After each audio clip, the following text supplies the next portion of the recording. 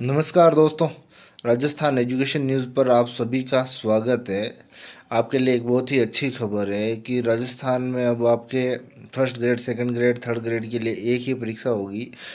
जिसमें ये होगा कि आपके तीनों के लिए एक बार परीक्षा देनी होगी। जैसे उसको एक लिमिटेड टाइम के लिए आपकी मेरिट बेस होगी। तो इस न्यूज़ में अपन आगे बढ़ने से पहले मैं आप सभी से एक निवेदन करता हूँ कि अगर वे चैनल पर नए हैं तो चैनल को सब्सक्राइब जरूर कर लें। तो आगे बढ़ते हैं कि एक कार्यक्रम में बयान देते हुए मदन दिलावर ने कहा कि बीएड करने के बावजूद युवाओं की नौकरी नहीं लगने से परिवार पर बढ़ते खर्च को समझते हुए एक और पहल करने की सोच रहे हैं। यानी कि शिक्षा विभाग में अब एक नई पहल करने की सोच रहे हैं। इस पहल के तहत शिक्षकों की भर्ती के लिए एक बार ही परीक्षा करवाने का कार्य किया जाएगा। मान लीजिए आपके होगा ये कि किसी वर्ष विशेष या 2 वर्ष में या 3 वर्ष में एक लिमिटेड टाइम पीरियड ले लिया जाएगा। उस टाइम पीरियड में आपके ये होगा कि उस वर्ष में जितने भी पद रिक्त होते हैं और उन पदों के लिए पूरे के लिए एक एग्ज़ाम करवाया जाएगा। एग्ज़ाम करवाने के बाद अब हो गई है कि मेरिट बेस जितने भी अभ्यर्थी मेरिट में शामिल है टॉप लेवल के, उन्हें तो वैसे ही जो ज्वाइनिंग दे दी जाएगी। लेकिन अगर मान लीजिए कि 3 वर्ष के लिए लिया गया, अब अगले वर्ष जितने भी पद रिक्त होते हैं उन्हें उस मेरिट में अगर वो अच्छे अंकों के साथ आ रहे हैं तो उन्हें उस मेरिट के अनुसार उनका सिलेक्शन हो जाएगा।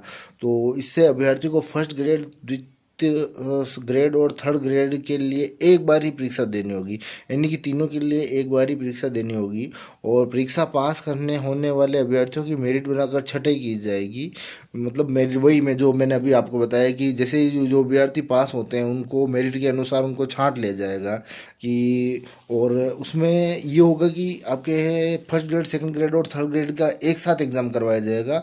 और एग्ज़ाम में जैसे आपको चॉइस पूछ ली जाएगी कि आप फर्स्ट ग्रेड, सेकंड ग्रेड और थर्ड ग्रेड क्या लेना चाहते हैं। जैसे किसी अभ्यर्थी ने फर्स्ट ग्रेड, सेकंड ग्रेड और थर्ड ग्रेड फर्स्ट लेवल पे, तो जैसे सबसे टॉप लेवल का अभ्यर्थी होगा उसको फर्स्ट ग्रेड में शामिल कर दिया जाएगा, उससे नीचे वाले को सेकंड ग्रेड में शामिल कर दिया जाएगा और उससे नीचे वाले को थर्ड ग्रेड में शामिल कर लिया जाएगा।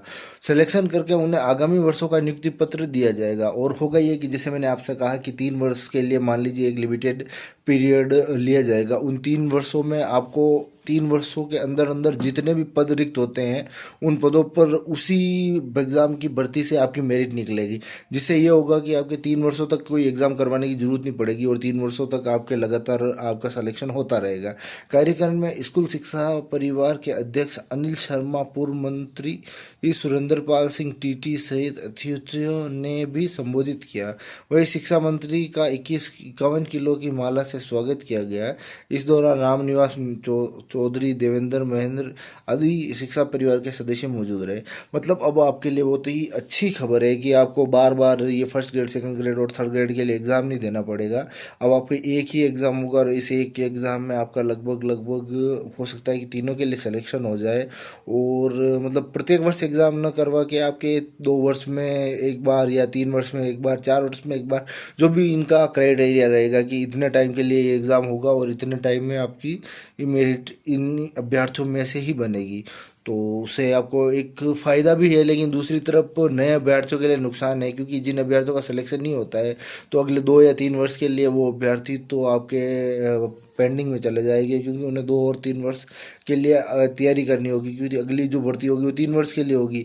और जो ये मेरिट, अब ये देखना ये होगा कि ये मेरिट कितने वर्षों के लिए वैलिड रहती है। अगर ऐसा ये करते हैं तो मान लीजिए कि जैसे आपके 2 वर्ष के लिए वैलिड रहती है या 3 वर्ष के लिए रहती है या 4 वर्ष के लिए रहती है, वो देखना होगा।